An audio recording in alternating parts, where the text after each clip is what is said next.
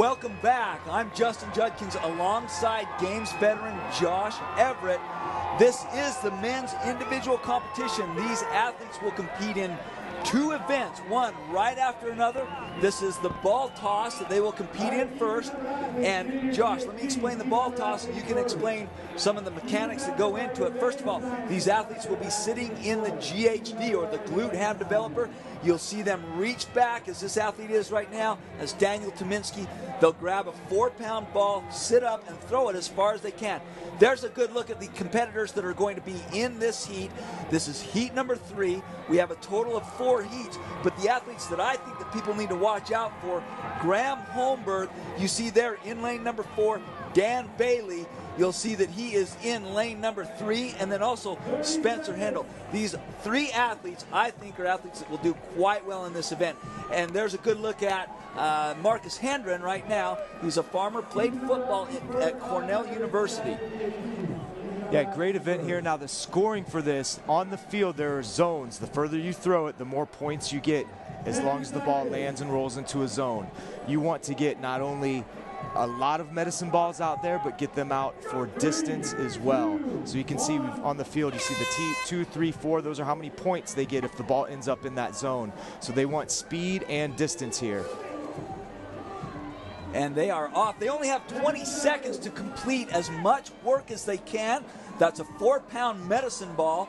They're not only throwing them as far as they can, keep in mind the distance that the ball rolls counts as well. And there's Austin Stack. There's a good look down the field. You'll see that some athletes have several more balls than the other athletes do out on the field, and that definitely adds up the points a lot faster than just throwing a few far. Yeah, even if you can get just one more medicine ball out there, it's going to be huge in terms of the number of feet that adds to your, the number of points that adds to your total that you accumulate there.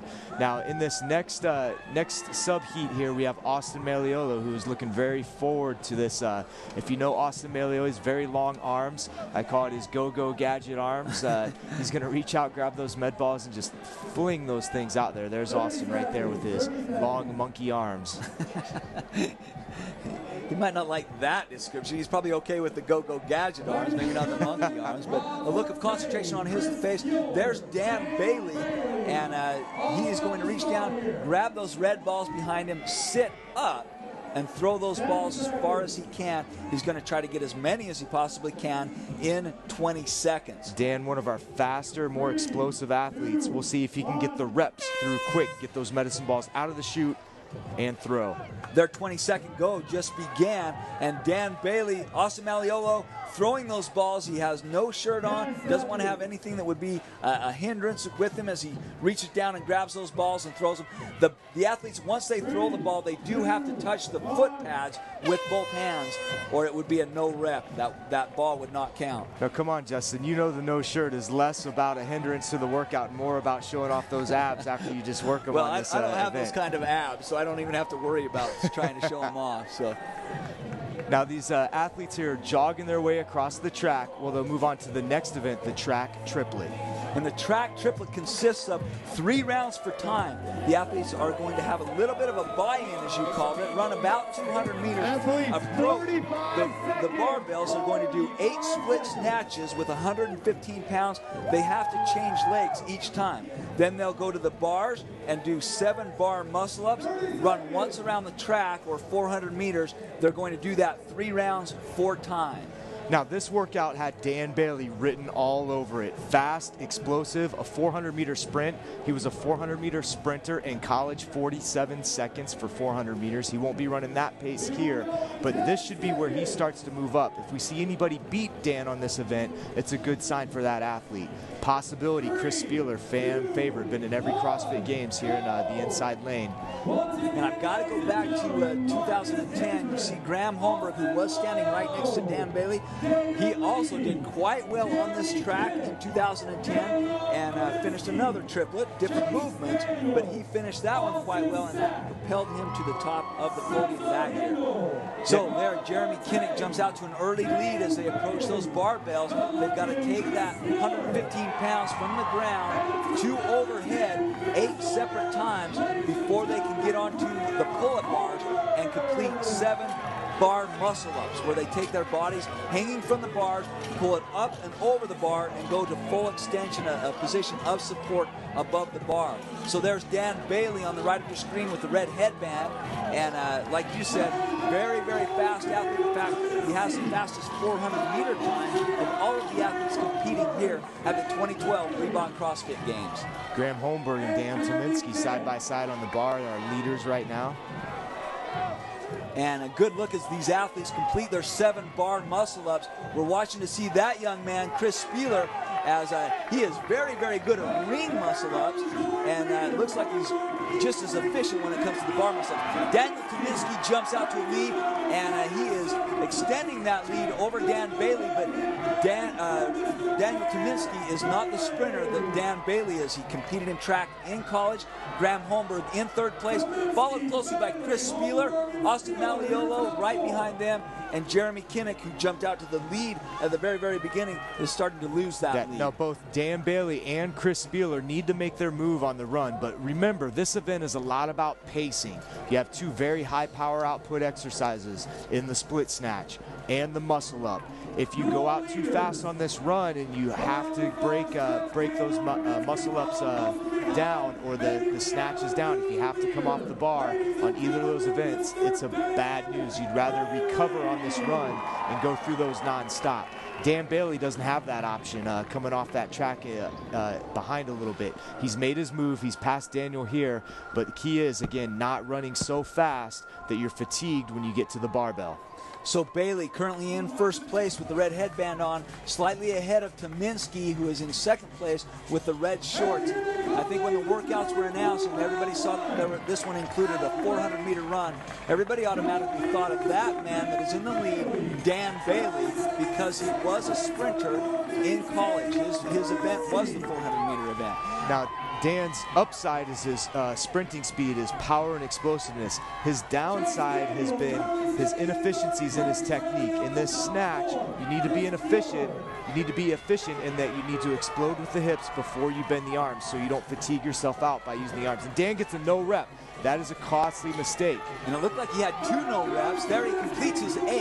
Now he's going to go to the bar and complete 7 bar muscle-ups. A good look at Chris Spieler, as he is well known for his efficiency, especially when it comes to a technical lift like the split snatch. Yeah, Chris Spieler, the most efficient athlete, male athlete in CrossFit. On the other side, Julie Fouché, clearly the most efficient athlete on the women's side. So 2 technicians, if you ever want to watch YouTube videos of athletes and how to do high intensity work and good technique at the same time, Google Chris Spieler or Julie Fouché. Dan Tominski just took the lead and passed up Dan Bailey on the bar muscle-ups. So Daniel Tominski, he's fighting for that lead. He knows that every placement is going to affect his overall race, and he's in his 2nd round of 3 with his 2nd 400-meter run. Right now, in this heat, all these guys still have a shot at the podium in 1st place. They're in the mix points-wise. They need to do very well in this event, though, to continue to move up and chip away at the lead that the others have built up. Daniel Tominski extends that lead on his 2nd 400-meter run. He has to do 3 rounds for time, so he'll finish that 400-meter run, start in on his last round of 8 split snatches, 7 bar muscle-ups, and then run 400 meters. The current time to beat is 8 minutes and 39 seconds, set in the very first heat today by Joey Warren. So there's a good look at Spencer Hendel, a larger athlete that will not have an advantage on a run like this. Yeah, definitely with the movements here in this classic CrossFit triplet, a gymnastics move, a weightlifting move, and a monostructural or running move. Monostructural would be running in this case. The bigger athlete, not an advantage because of those muscle ups and the run. The weightlifting, Spencer Hendel's dialed in. Those other 2 movements favor shorter, smaller, lighter athletes.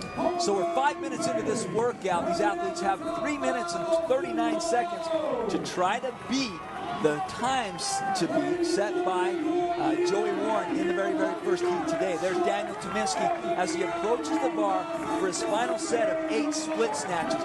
It didn't look like he had any reps taken away from him for not meeting the standards. He met all the standards, and obviously you don't want to make a mistake and have wasted effort or reps taken away from you at this point. Yeah, so it looks like Daniel's going to have about a 15-second lead or so on Chris Spieler as we go into this last round. Spieler is known for his endurance and can make a comeback here, although Daniel looks strong. Watch out for Dan Bailey, although he looks fatigued right now, but he's got the greatest foot speed to run people down at the end. Daniel Tominski is in the lead. There's a good look at Chris Spieler as he's trying to catch Daniel Tominski. Daniel Tominski's got one muscle-up done, completes two, and he has quite a lead over Chris Spieler. He knows he's going to need that time because Spieler very, very efficient at muscle-ups, whether they're ring muscle-ups or bar muscle-ups. And Graham Hornberg on the right, in the sunglasses, no shirt, black shorts, takes time to catch his breath. And Spieler struggling a little bit with that snatch. Again, Chris Spieler only about 150 pounds, so that 115 was starting to get to him there. And Daniel Tominski, first off the bars on his last 400-meter run, he is definitely and clearly the leader, but it looks like second place right now is Graham Holmberg as he, and there's Chris Spieler on the right of your screen, trying to catch Graham Holmberg to overtake him and take second place in this event. Tominski's going to take this heat, but does he have enough juice to catch Joy Warren's overall time of 8:39? He should be able to get that. Actually, I think several athletes ought to be able to chase down that time. And here goes Chris Spieler. I think he's in fourth place right now, but let's see if he can run them down. Austin Maliolo has moved into second place. A little bit of a surprise here. It does not look like anybody's going to be able to catch Daniel Tominski because of the pace that he set, a blistering pace, and doing quite well. It looks like he is going to beat the overall time of the day of 8 minutes and 39 seconds. We're 7 minutes and 18 seconds into this workout. He's looking fatigued but comfortable, if we can put those two terms together. Well, you're trying to maintain right now. You're trying to maintain good midline stabilization, good posture, basically. The better posture you can maintain when you run, the more efficient each stride is going to be. So you don't want that head bobbing, you want the arms pumping, you want the chest nice and tall, and you want to get some knee drive and land on the ball of the foot. There's Austin Stack as he approaches his last set of barbell split snatches. There's Daniel Tominski as he closes in on his final 100 meters of this track triplet event. Lapping Dan Bailey. Wow. This might be the end of the road for Dan Bailey on his quest for the podium. I would have told you you're crazy. Daniel Tominski does make first place.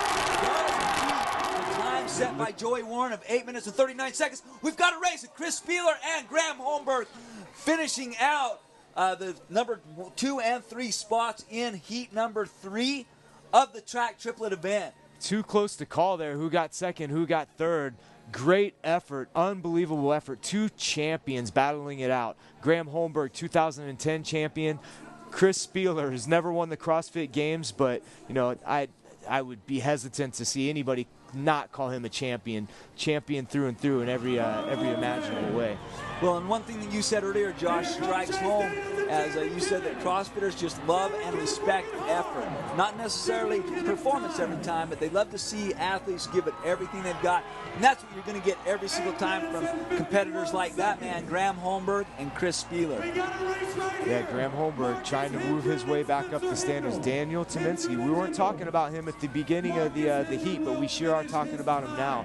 Put up a smoking time of 8:03. Graham Holmberg second, Austin Malio in third in this heat. All 3 times, I believe, are faster than what was the current leader. That's exactly right. All 3 gentlemen in this heat, the top 3 from this heat, did beat the best time of the day set by Joey Warren in heat number 1, 8 minutes and 39 seconds. There's Dan Bailey as he closes in on his final 100 meters of the track triplet event. Now, Josh, it looks like he just went out too fast. He did have a lead for a short time, but it looks like he went out too fast and used up too much gas. Yeah, you know what? Maybe a little bit of pressure on him as well. You know, when this event comes out, everyone's, oh, Dan Bailey's going to take it. Dan Bailey's going to take it. And then that's something that you have to live up to. And, you know, that might have got him as well. Maybe put a little bit too much stress on himself going in. So it was Chris Spieler that edged out Graham Holmberg right there at the very, very end. Look at that. They were only separated by 1/10 of a second. Incredible performance by their part and made it an exciting race. And what you can't forget about is Chris Spieler on Wednesday in Pendleton 1 and Pendleton 2 had severe cramping and dehydration. He's come back just 2 days later to have a spectacular finish in this event and be able to push his body to that next level. And there's another look at Dan Bailey at this point. We're taking a replay. Daniel Tominski was in first place. Dan Bailey passed him, but it was only briefly, as Daniel Tominski did win that heat and now is your current overall leader in the men's track triplet event. We saw Dan Tominski what started to hurt Dan Bailey there, reps taken away for not moving both feet. He kept one foot stationary on that split snatch. The rules are you have to move both feet. Reps taken away from Chris Spieler here as well. And that's really what separated, where Daniel Tominski was able to separate himself, hit the standard every time. And look at that awesome finish. Athletes diving through the finish line. And the race did go to that man, Chris Spieler, 1/10 of a second, and he edged out Graham Holmberg. Now, Josh, you talk about those no reps, and boy, that can affect you on many different levels. First of all, obviously it takes time away from you because you have to complete that rep one more time, but it's also devastating mentally. We're going to be back in a moment for the final heat of 4 of the men's track triplet event.